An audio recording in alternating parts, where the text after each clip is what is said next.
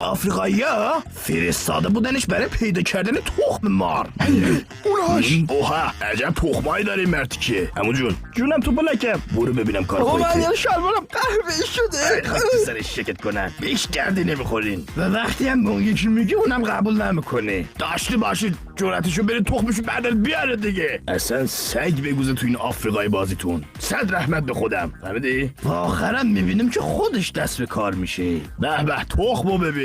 به به به به باید یکیشو با خودم ببرم خانه پوزشو به بچه محله بدم.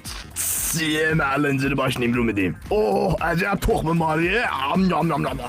همه میخورن حال میکنن. بیا دیگه. بابا چقدر بی تربیتید شما والله. بذار قبلش با این مارننه هم آهنگ کنم فکر نکنه اومدیم دزدی کنیم تخمشو ببریم. یه دقیقه وایس الان باش صحبت کنم میام. مارننه جان نه بیا کیش دفعه ماره هم سگمشو حمله میکنه به رجب. ای بابا دو تا تخم داشتم میگیرن تو سگی هستی بلم کن تو سر حسابت مثل تخماته.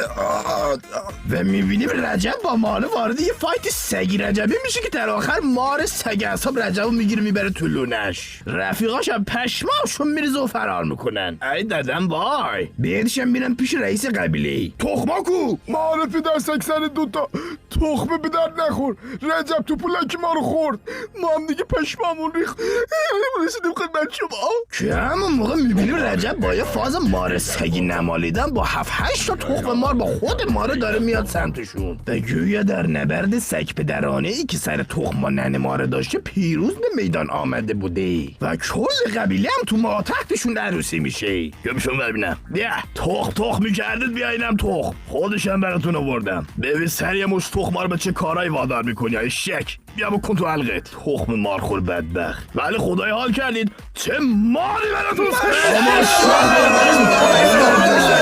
خلاصه بعد این ماموریت